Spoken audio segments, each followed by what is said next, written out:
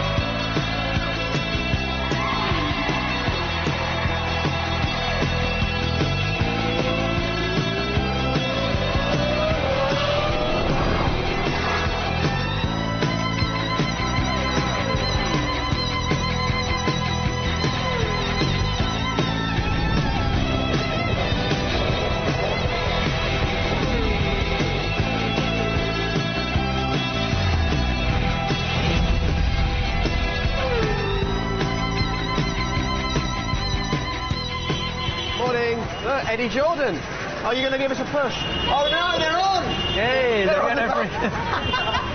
Hi boys, how you doing? These things are harder to pedal than they look. Shall we stop and buy some local delicacies? What about buying some for our friends here? Which ones would you like? You pick some. There you go. Nice to see you. Thanks for the ride. Oh, that's much easier. Should we get EJ a new shirt? We want something really traditional. This man is famous in the UK for colourful shirts. What have you got that's really beautiful colour? Why can't I have one like this red one here? Oh, he looks good! Eddie, you look absolutely beautiful. Will we see that on air this weekend? Is this a Sunday shirt? Oh, that's a winner. Thank you very much. What about my discount? No discount. First time I've failed. Oh, he's done it. My race shirt. Right, guys, there is one bit of India that you have not seen yet, and I think you need to. Hello there. Good to see you.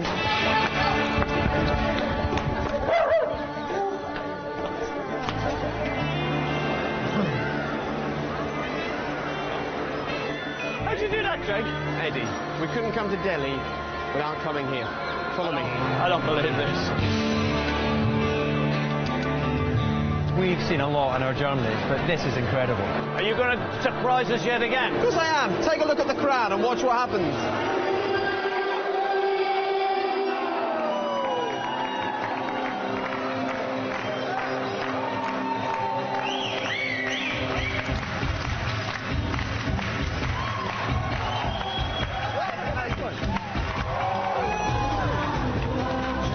Think about that. We are in India for the first ever Indian Grand Prix, watching Bollywood dancing. Go on, Eddie.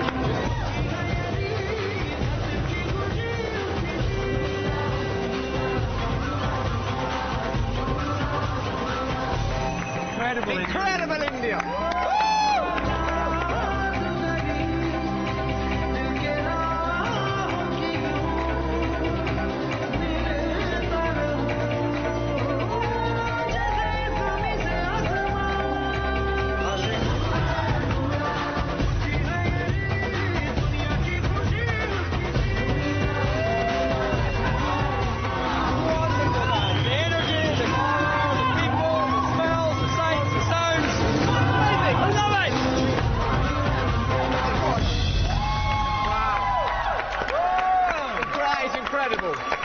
What a way to start the Grand Prix weekend, eh? How did you find such a place?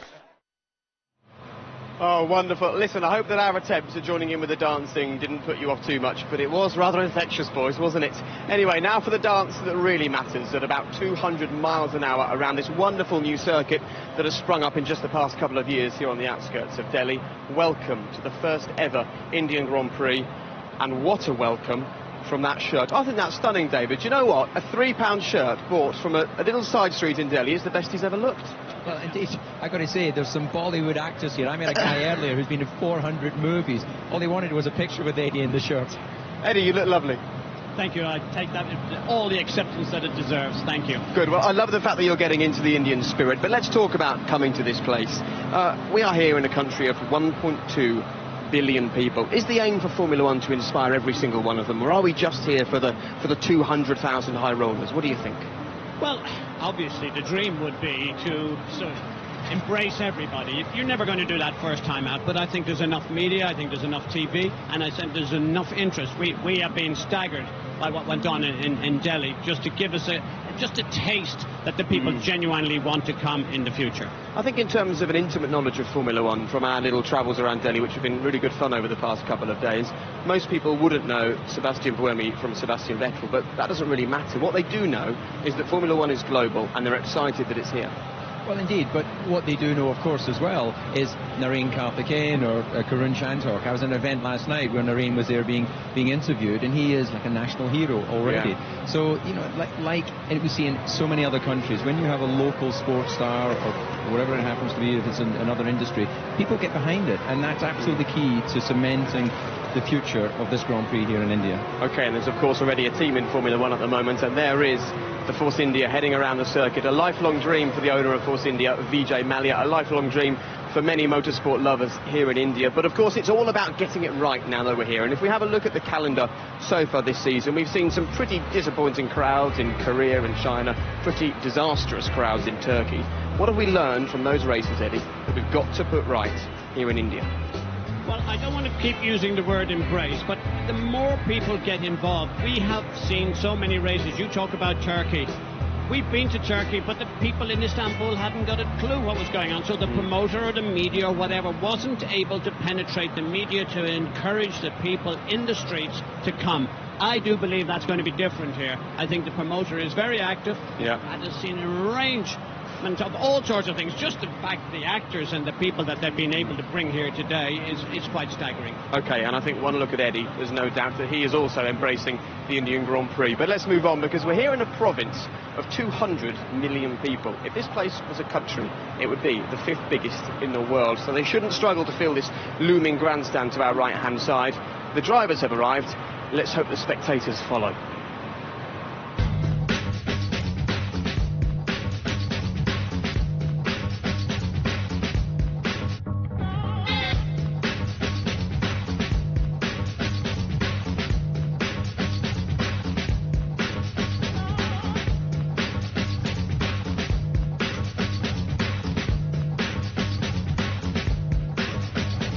Well, Lewis Hamilton seemingly not too happy to have his photo taken. Sebastian Vettel clearly not a fan of his own photograph. But all the drivers have arrived, including Michael Schumacher, who arrives for his 284th Grand Prix. But your first ever in India. What are your first impressions of driving and living in Delhi for the last few days?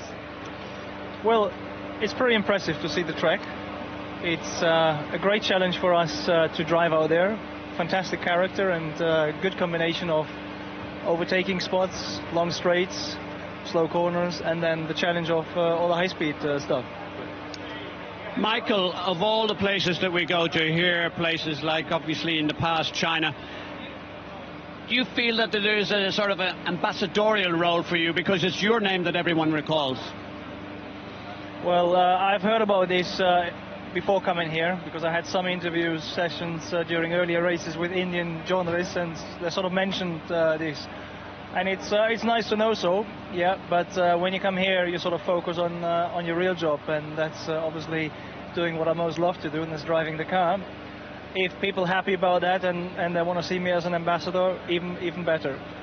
Michael, some of the drivers have said this is the best new circuit that Herman Tilke has actually designed. Would you share that view, and are you consulted, or any of the drivers consulted in the design of these new tracks?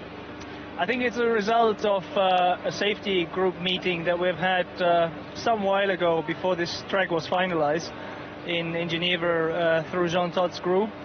And part of the discussion was what we see over here, and I think definitely, I mean, this widening and opening for the braking zone entry of those tight corners is a result, and I think it's great stuff to have this, because that allows multiple lines and good fighting situation. Great, well, we're looking forward to an exciting Grand Prix. Before we let you go, just a quick look at the way things are looking as far as the constructor standings and driver standings are concerned. We can see here Mercedes Grand Prix sitting fourth. I know you're all keen to improve upon that next season. Well, when it comes to the drivers, just 7 points between you and Nico Rosberg. How keen are you to try and finish in front of him between now and the end of the season?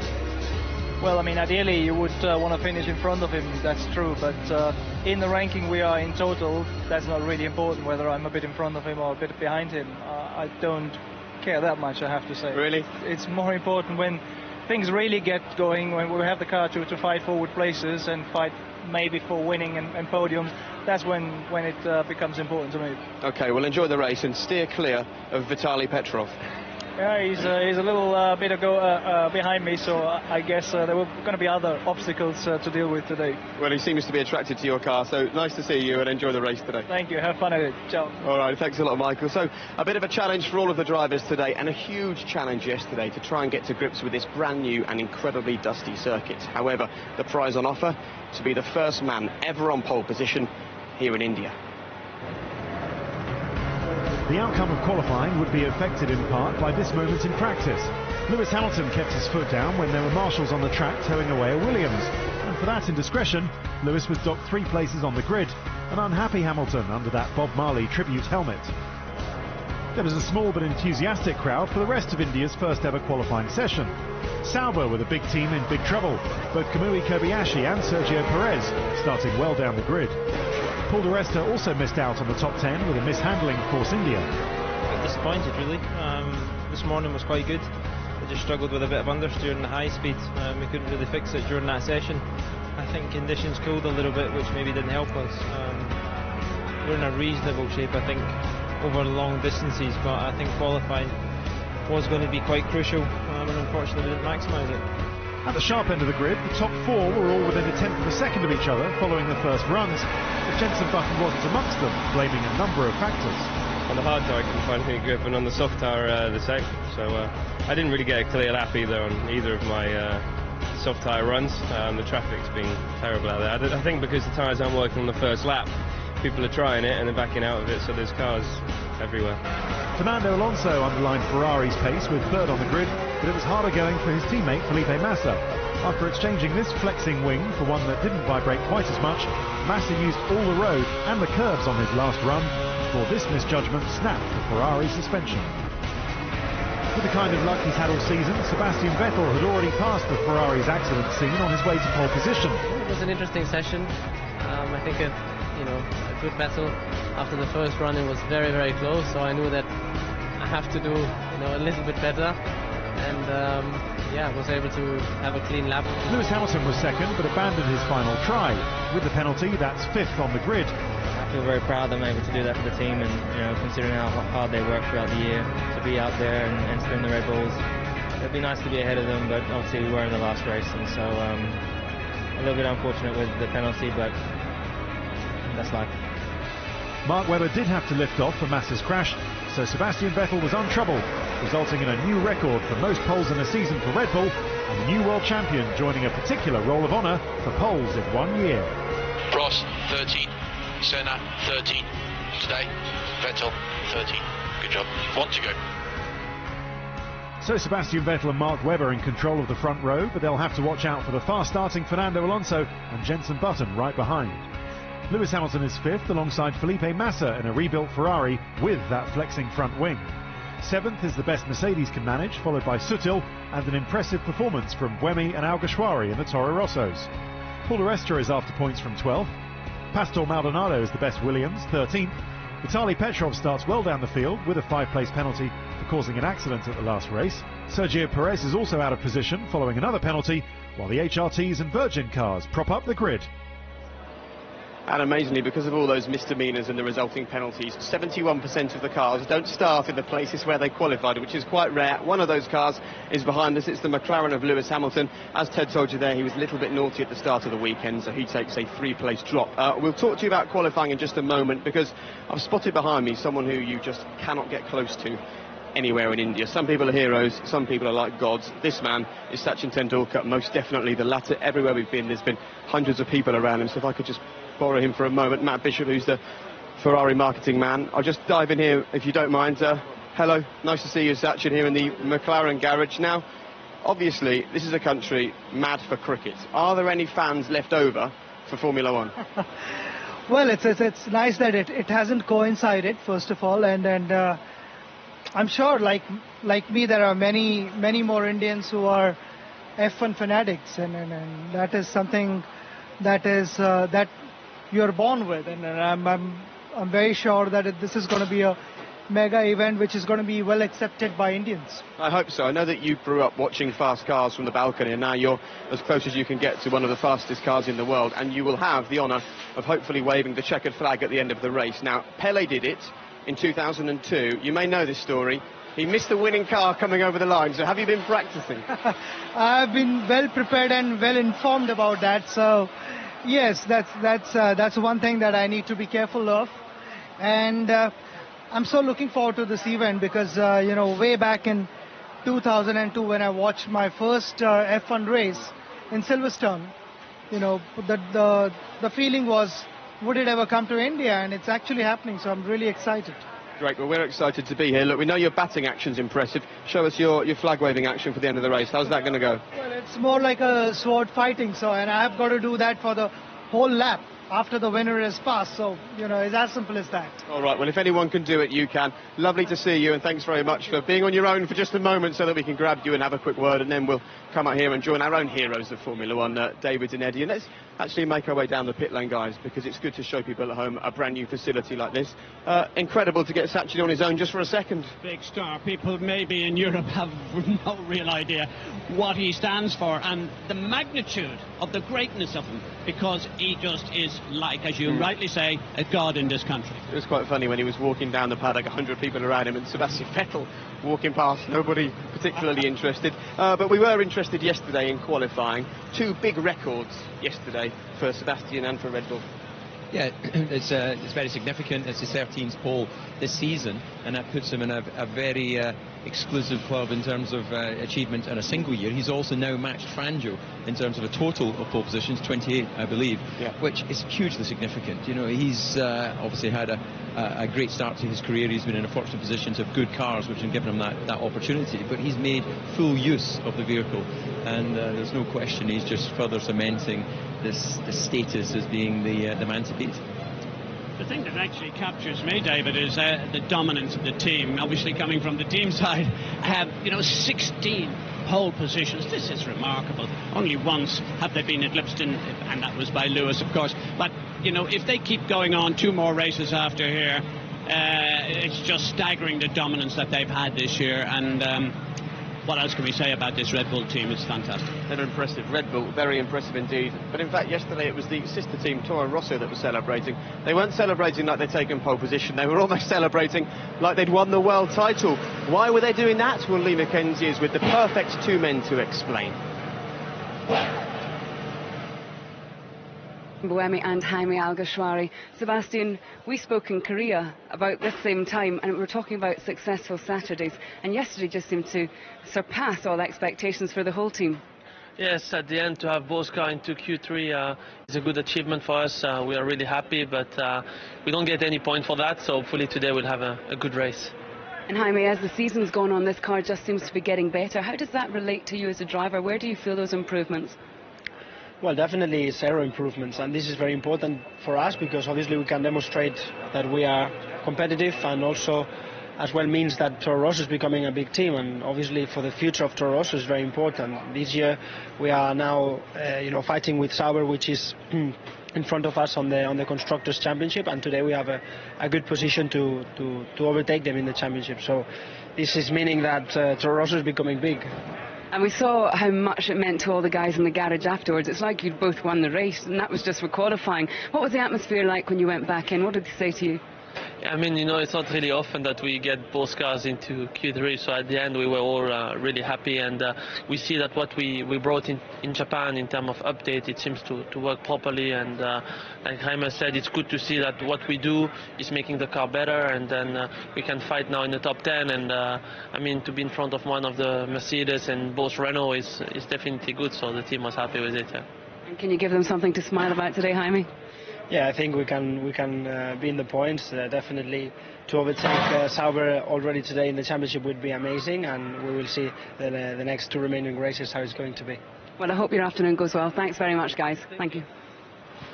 Well, there was plenty for the crowd to get excited about when it came to Toro Rosso yesterday, and I can tell you that they've opened the grid. The teams have started to take all their equipment out there. The atmosphere actually really starting to bubble up, despite the fact that the pit lane has now been emptied of all the onlookers and things. David, a quick chat about the Toro Rosso drivers. They're both Red Bull young drivers. the best finish of his career in Korea, funnily enough, for Jaime Alguersuari. They haven't been lapped in the last 2 races. They're picking up speed, making the job very difficult for Red Bull to work out who should be in that car next season.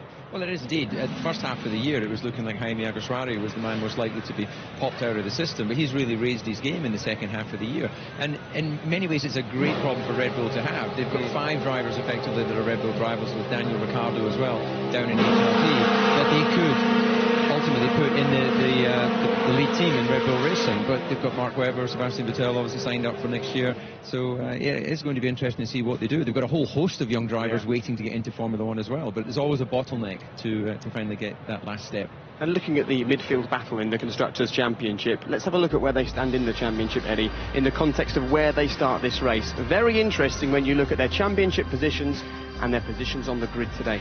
Well, it's nearly been turned on its head almost, with the exception of, we say, Suttel is very strong there, of course, and he's with Force India. They're in 6th place, but, you know, they can be caught. They can be caught by, of course, Sauber, but I'd be watching over my shoulder for Toro Rosso. What they've achieved, by far the fastest car in Korea on the straight line, and what happens here? Both cars make it into the top 10. I think that's been a really turnaround of the season in far as teams and performance are concerned. They've done a remarkable job. OK, not long till the race now, just over half an hour. Keep your eyes on that midfield battle. But I'll tell you, some people who are tuning into the whole race with interest are in the United States, in the state of Texas, in the city of Austin. They will be watching this because India have managed it with aplomb. And now, Austin, it's over to you.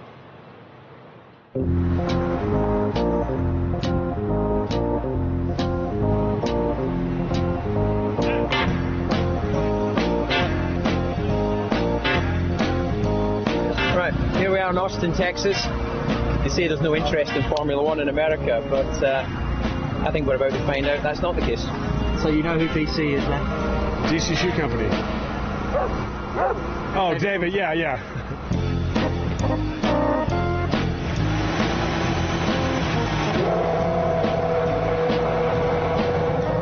They've had a hard time making a go of it, haven't they? I mean, we've had Watkins Glen and Detroit and Long Beach, and I don't know why they haven't made it. I'm watching this awesome F1 car. We're passionate about it, and I went to the race at Indy, and there were 140,000 people there. That car is loud and fast. I heard rumors about DC coming to Austin. Wanted to come out. I've been watching him since I was a little girl with my dad. It's like an 8-hour drive from my hometown.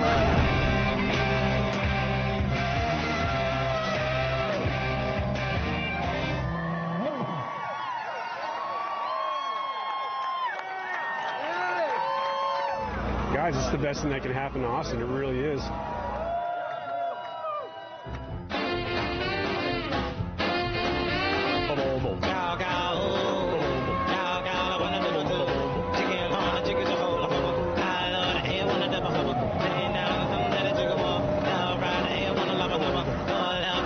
I've followed Formula One since Niki Lauda was racing, as a matter of fact. I used to watch it as a kid and even played the slot cars when I was a kid.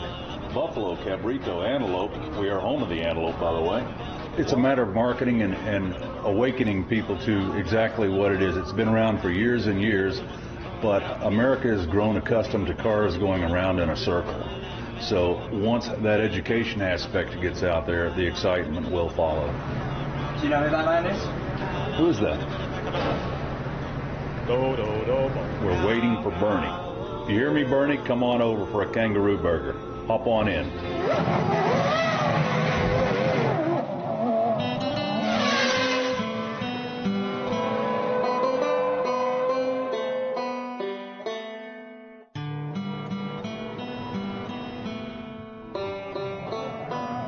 I'm here with Tavo Helmond, who's the brains behind this incredible facility which is in construction here. Everything behind us is going to be the Circuit of Americas. I think you have to pick a good geographic location, right? It doesn't matter what kind of event you're doing. And with us being positioned directly between both coasts in America and between Central America and Canada, it's a great location from a global perspective. This track has not been conceived and designed by consortiums or sovereign wealth nations. It's by guys that have swept garages just like you and raced their hearts out and know what a good track should be. I think the really cool corners are going to be this, 40 meters of elevation. I fought Tilke on it, similar to Beckett's Maggots, right through here, very quick. This is 1.2 kilometer, very similar to Istanbul Turn 8, except for that it's quicker, it's downhill, and it's right-handed. You have to build a track from the ground up. You don't modify another institution. You don't modify anything. You don't play football in Yankee Stadium. You play baseball. This stage of the track here, how far is this through the actual project? Because the time, you know, you've got over a year until the Grand Prix. Well, I think that we are probably very tight on time, being perfectly candid, but we'll have a Grand Prix next year in November. Right, what we're going to do here is I feel that the camera shots don't really do the steepness of the hill up to turn 1 justice. So this is a technical and very scientific experiment to see just how much speed static tire can build between now and wiping out the team. Right, good luck.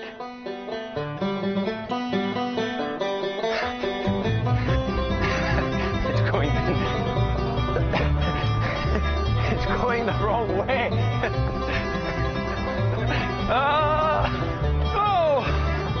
Okay.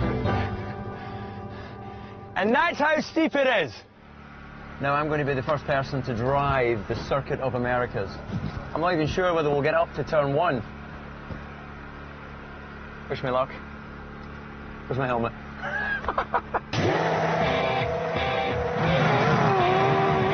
Huge incline here, 40-meter elevation change. Just struggling to grow from this dirt. I feel more like a rally driver than a Formula 1 driver. New experience, crazy ride, great circuit. And in 12 months' time, Lewis Hamilton will be racing there in Austin. And if you're wondering what the black armband is about, of course, it's because we lost 2 great motorsport men in the last couple of weeks. Both Dan Weldon and Marco Simoncelli lost their lives doing what they loved, racing in motorsport, and there will be a minute's silence before the race today. David, it was wonderful to see you out there in Austin, and actually you were standing watching that with most of the engineers and mechanics here at McLaren. There's plenty of interest in what that place is going to be like. Yeah, absolutely. All of the teams enjoy going to these new places. We call them the flyways for obvious reasons. And, you know, they really get a sense of the country. The European races, in many ways, you arrive on a Thursday morning, you leave Sunday night back to base. But in these other races, like in Austin, you know, they're really going to get a surprise. Just, you know, it's not all J.R. Ewing and, you know, oil rigs. You know, it's a vibrant little town. It's 400,000 people. There's 80,000 students there. So, you know, it's a very young vibe. Eddie will love it because there's lots of live music facilities. Yeah, it's a vibrant music scene. I'm just loving your 1980s J.R. Ewing reference. I think that's brilliant. But talking about the circuit, David. Yeah, just a bit. Talking about the circuit, we like Korea. It's a great track. The drivers have been very impressed here. Do you think we've learned perhaps from the mistakes in places like Abu Dhabi and Singapore and Valencia that the circuit is as important to good racing as the cars and the drivers? Yeah, I think that what Abu Dhabi have done, they've built a great facility, but you know, the drivers are enthused with this track. They're saying about how fantastic it is through the middle sector. That's where Abu Dhabi got wrong. It was all about the facility rather than the racetrack. And I think you've got to start with a great racetrack and then build the facilities around it. And then that enthusiasm will come through, and that helps promote the circuits and the sport. And no US race this year, 2 US races by 2013. Spoiled for choice. I have to tell you that all of the team principals here, certainly even back as far as my day, we were pounding the table with Bernie. Get us into America, Bernie, and Indianapolis didn't quite fulfill that. Now with the announcement of the New Jersey race coupled with Austin, this is like a dream come true. It's absolutely fantastic for business, commercially, and for racing and the fans we have there. Very exciting. So there you go. Those are places where we're going, but right now it's all about India, and you can see behind us Lewis Hamilton just climbed into the car with his Bob Marley helmet on that he's wearing this weekend and being strapped in for this Grand Prix. A big day for Lewis Hamilton, a big day for everyone, a particularly big day for a circuit that the drivers are already in love with. India is colourful, India is vibrant, India is exciting. That's why we say incredible India. think they've done a really good job with the circuit, and it's very, very fast and flowing. Look at the speed. I love to see a Formula 1 car like that. The high speed is phenomenal, the amount of grip you have with this surface. A lot faster than I think we probably thought around here. Just a nice, beautiful flowing circuit. I really do enjoy it. So the drivers seem to like it, and they'll get the chance to enjoy themselves in less than half an hour's time, because I can tell you now that the pit lane is open and Jenson Button is in his car looking focused. He starts in front of his teammate Lewis Hamilton because, of course, Lewis took a penalty, so Jenson starting fourth on the grid for this race. And he can't claim that he doesn't know his way around this circuit, because we found the perfect mode of transport to introduce him to the Bud International. So here we are then, Thursday morning, 11:15. I guess this is probably one of the most important track walks of the season, as you've never raced here before. Yeah, I mean, getting out on a circuit for the first time is important. I mean, most of them we might take a car around or walk around or take a scooter around, but here it's important to go on a tuk-tuk, I feel. Only 16,000 kilometres this one. Yeah, this is new. That surprises me. Do you know how this is? It's only a year old. Are you kidding? No, honestly, this is a year old tuk-tuk. Wow. We've got you a nice new one, but the warranty goes up to 80 kilometres an hour. Really? Right, we're off. Oh, yeah. Wow, how smooth was that? Where's the curse button? All right. You're not a real tuk-tuk driver, too. You use the horn a lot. I know. I just got to try and get the thing in neutral. There you go. There you go. Perfect. Well done. I think that deserves a round of applause, actually. Thank you very much. It's not only a Formula 1 car that the boy can drive, is it? That is an amazing bit of kit. It's great. I think we could maybe learn a few things from this for next year. What do you reckon? Now, you guys are already having a good look at this larger lump here. Just tell us what's going through your head, Jakob, when you take a look at that. Well, it really is, did we get it right in the simulator? Yeah. So we come and check it out and make sure that the work that we did to prepare for this event was correct. I think looking at the curbs, I think we're okay. Yeah. It doesn't look as tight in reality as it did in the sim. Yeah, I think it's a bit more open. Yeah, definitely. Yeah. Which is nice. Nicely decorated, don't you think? I do think it's lovely. So when you're walking here as well, and you can see grandstands and you can see, you know, things such as portaloos and marshal posts. So are you logging those in your brain as well? What? The portaloo for distance more than where am I going to go to the toilet if the car breaks. Yeah, of course. Obviously. But it's always important. Or I go off. Yeah. But yeah, the little things that are bright that you can pick out are important, mostly for entry, because when you're doing 330k down here, it's very difficult to find a brake marker if they don't put brake markers, so you've got to look for something else. Doesn't that look great, though? It does look amazing, doesn't it? I mean, if that was dead flat, it wouldn't be as exciting. No, not at all. Teamwork, huh? It's good, mate, I like it. It's a success. And we're away. You grasp it? Yeah.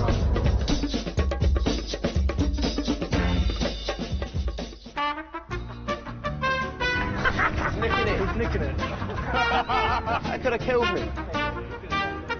Jonathan's idea to steal it.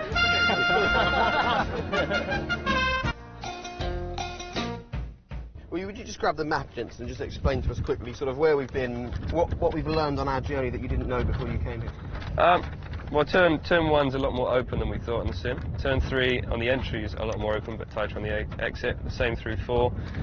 This section is all very similar to what we had in the sim, which is great because we've done a lot of laps.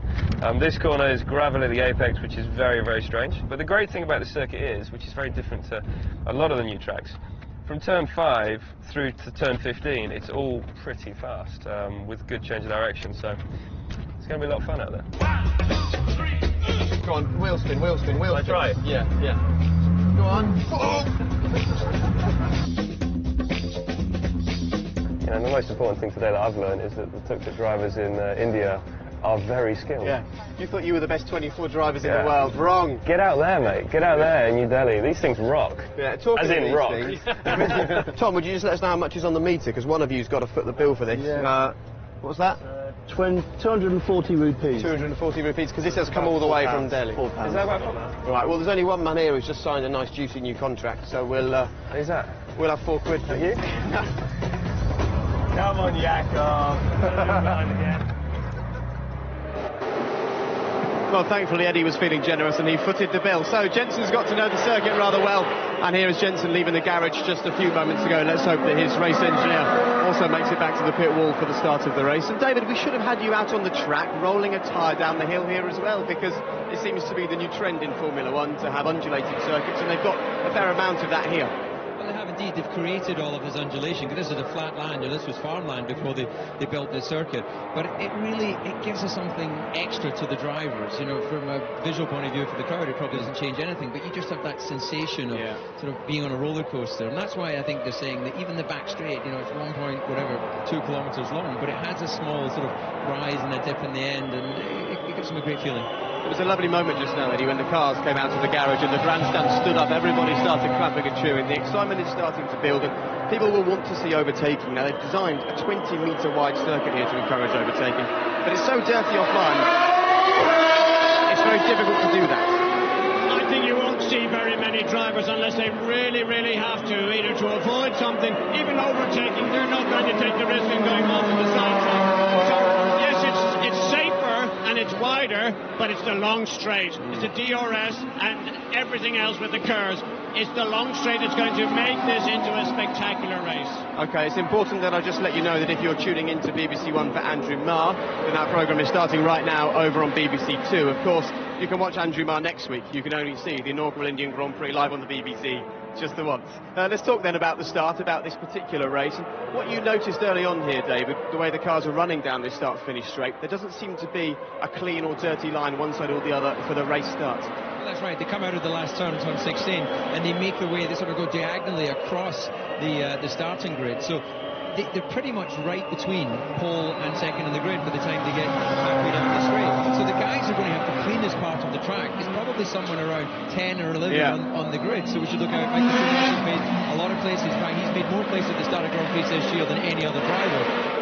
Conversely, Mark Webber has lost more places than any other driver. So it'll be interesting to see if everyone happens to start this race.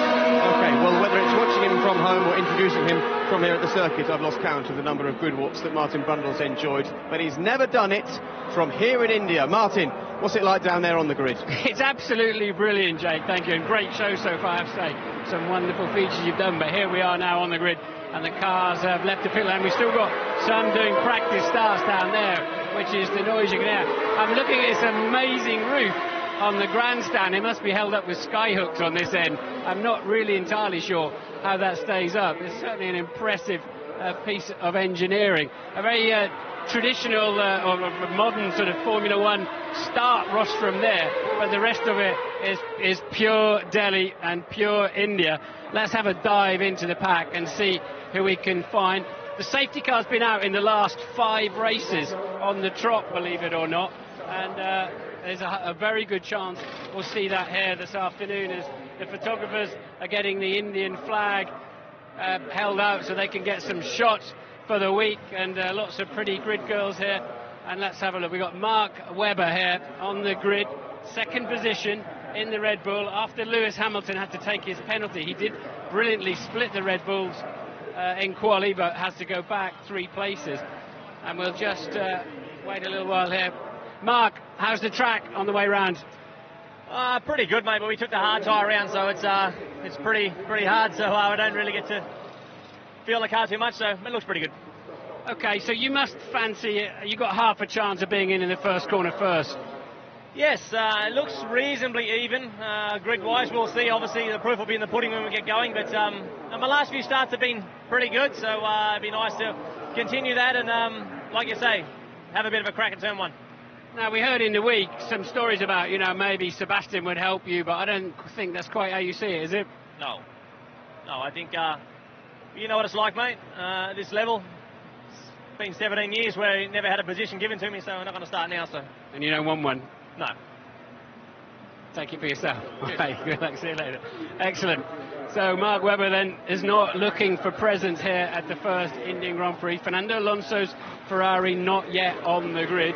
Lewis Hamilton's car is, and let's see if we can find the man starting alongside him on the grid, Jenson Button, who's still sitting in the car, still adjusting those mirrors that he says he can't see out of too well, and just a little bit of fine-tuning. It's surprising, it's quite unusual to see that still being done on the grid. And look how little space there is for Jensen actually to get out of that car. It's incredible. They have to take the headrest off before he can begin to get out. If he has to get out in a hurry, if it was on fire, he'd be out of there in a flash, rest assured of that. But you can see just how amazingly tight it is in there for the drivers for this 60 lap. We've got Gulshan Grover here. You heard David talking earlier on about a Bollywood star who's done over 400 movies. Gulshan, welcome to the grid. Big day for Indian motorsport. Big day for us if we get run over by a Ferrari, but run over by this. So yeah, very big day for Indian motorsport. You're a bit of a Formula One fan anyway. Absolutely big day. We are also excited that finally Formula One is in India. You know, we've been talking about this, thinking about this. I've had many conversations with Mr. Bernie Acosta about bringing Formula One to India and how difficult it is and how good it is. And I'm very happy today that hearing from everybody that all the arrangements and everything has been top class. Very happy and proud. Okay, will you just show me how you disconnect your neck and move around? I want to see some Bollywood stuff. Teach you how to do a Bollywood dance. We'll go for it. We've got 10 seconds. You want to be my chammakachallo? Come on, your turn. I can't do that. No, I can't do that. I've got to go and see the man over here. I want to know how to do that with your neck. Let's see if we can find a gentleman I know is standing over here. Mr. Bean, Blackadder, call him who you like. We like to call him Rowan because he's a friend of ours and he's a friend of motorsport. If I can just get through I've got this backpack on, I don't want to rip off with all the electronics on it. How are you? How are you? I've seen you all week. Here we are again.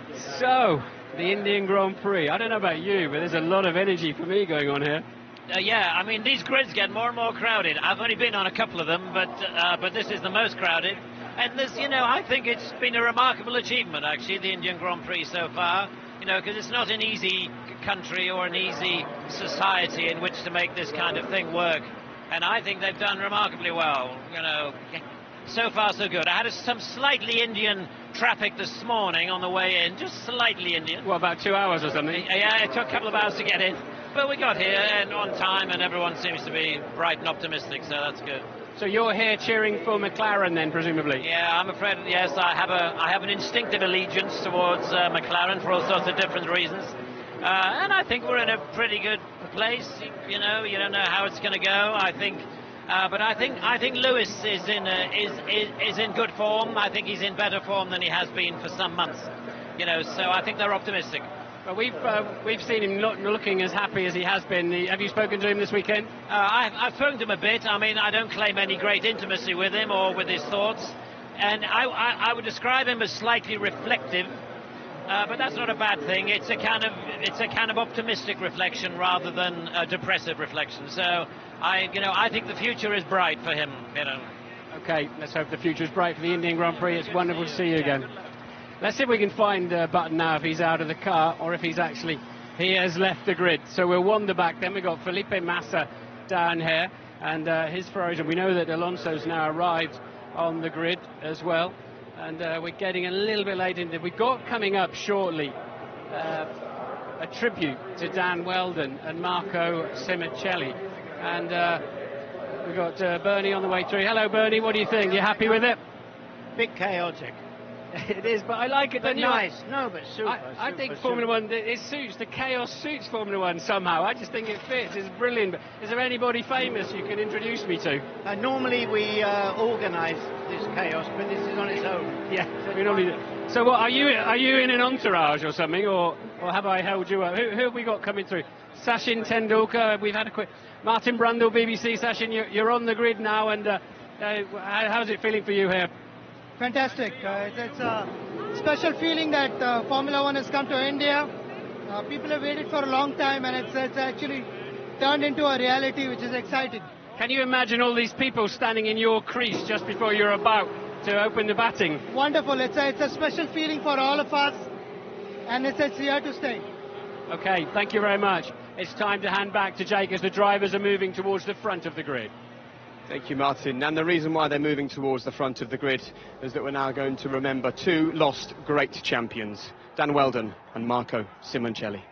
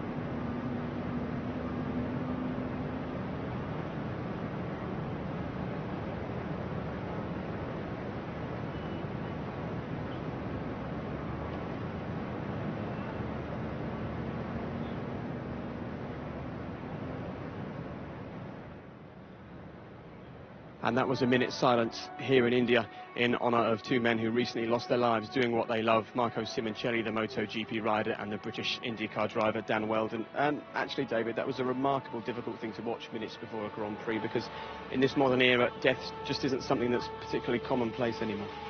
Well, indeed, and I think that it's absolutely fitting that Formula One pays the respects to two other forms of motorsport. It was IndyCar racing and obviously MotoGP. The drivers all wanted to be part of that, and it does, obviously it is a reflective moment just before starting a Grand Prix, but nonetheless they want to pay the respects, and that sends, I think, a very positive message. From that at certain moments Formula One can absolutely be united. Completely, and tributes are very important, but so is learning from these problems, Eddie. Formula One seems to set the benchmark as far as safety is concerned. It's important Formula One doesn't stop pushing and the rest of motorsport doesn't slip too far behind. Well, it's a tragic reminder, of course, but nevertheless, you rightly said, Formula One has been the pinnacle of safety for quite some time. It started with Max Mosley, it's carried on with our current president, Jean Todt, and they're really resilient. They are not going to give up on this, everything that they can possibly do. And of course, the great news about that is it gets transferred into the automobile industry, and of course the people out on the street, they're the real beneficiaries of this in the end. So fingers crossed, never stop the search for safety. Okay, and our thoughts, of course, with the families of Dan Wheldon and Marco Simoncelli. I know that Dan's family live in the UK still. Our thoughts are with all of them. David, thank you very much for joining us for this pre-show, but now let's turn our attention to what we hope will be a race that is a fitting tribute to those two men. Paul di Resta, he starts from 12th. Let's see how he's feeling ahead of the race. Well, Paul, I've just been... There seems to be about 2,000 people inside it. There seems to be an awful lot of excitement in Force India today, obviously. There is a lot of excitement, but I think the biggest thing is we've got our new partners here. The Sahara group have come to the first Grand Prix, enjoying the experience, along with obviously Dr. Malia and all his supporters and staff that are obviously around from India. It's an important day. Hopefully we can certainly score some points and keep the mood in the team very happy. You weren't that comfortable with the car yesterday. Will that be different today over the long run? I think so. We've definitely optimised the long run performance, hopefully over qualifying. It was always going to be a bit tricky in qualifying. We didn't think it would be, quite as there as it was.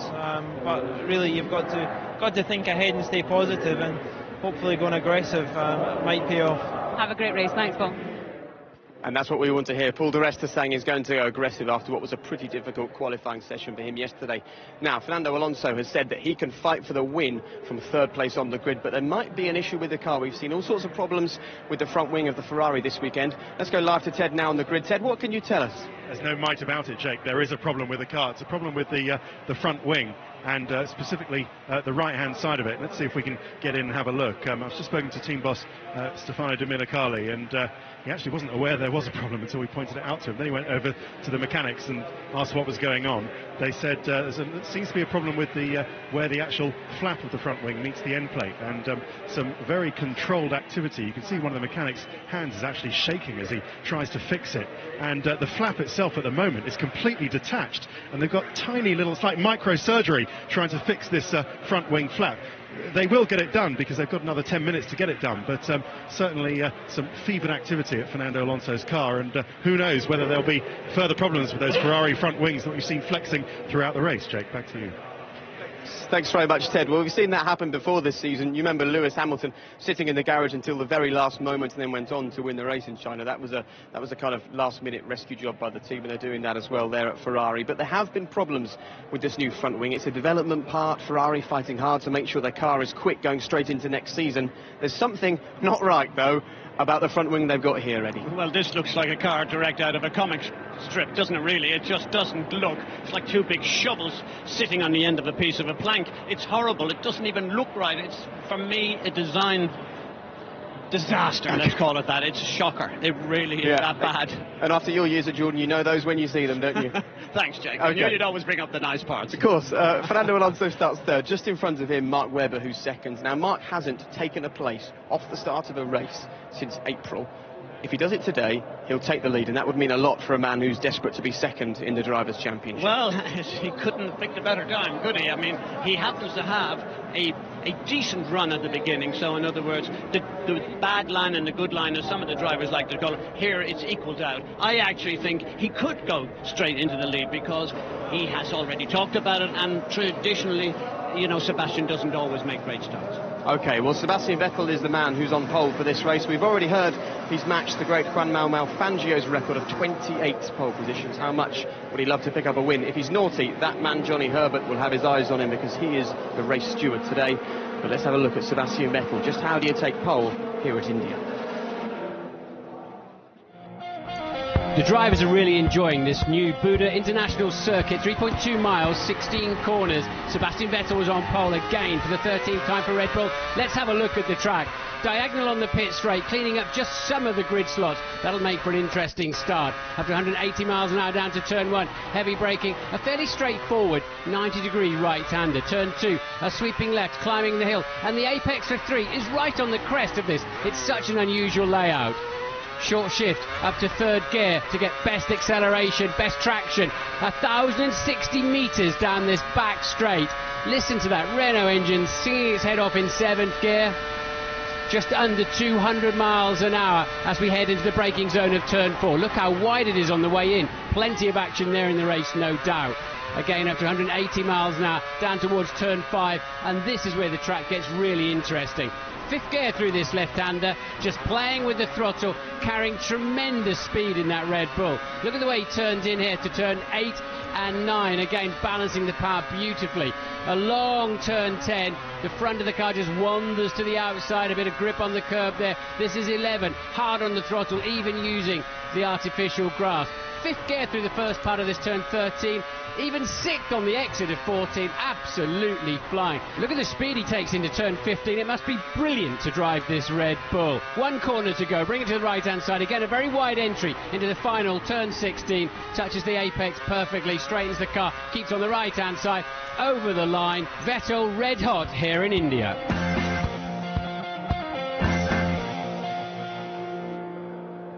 What a lap by Sebastian Vettel. He's now started 35% of all of his races in Formula 1 from pole position. What a lucky man. Right, we're getting close now. Eddie's dressed for it. You're ready for it. What about Lewis Hamilton? He said this week that he wants to remove all the distractions of the future. It's good to see him there sharing an embrace with his dad. We haven't seen very much of that in the past 12 months, Eddie. I think he needs it more now than ever. Sometimes family bonds, family units, they know when the love is required, and it's never been more required than it is now. I'm emotional about the way to see him doing it, and well, for them in the race. OK, and on the front of that Force India, you can see Shah Rukh Khan, one of the biggest Bollywood stars. The question now, can Formula 1 match the kind of thing that India is already in love with? Eddie, here we go. The first ever Grand Prix. Time for Formula 1 to impress. What do you think is going to happen? I think it will be impressive. I just hope for the fans and for the people that we don't have a Vettel gift, in other words, gone into the distance. I really want to see the fight taken to him, and let's hope we can. OK, we've also got a double DRS zone here, so that could really spice things up, and as you can see, the crowd are very much ready for it. Well, it's certainly been a tough few days for motorsport, but now we turn our attention to what we do best, delivering exciting and dramatic racing. And as ever, the aim for the drivers is simple. The aim is to win the race. The aim is to be the first to see the checkered flag.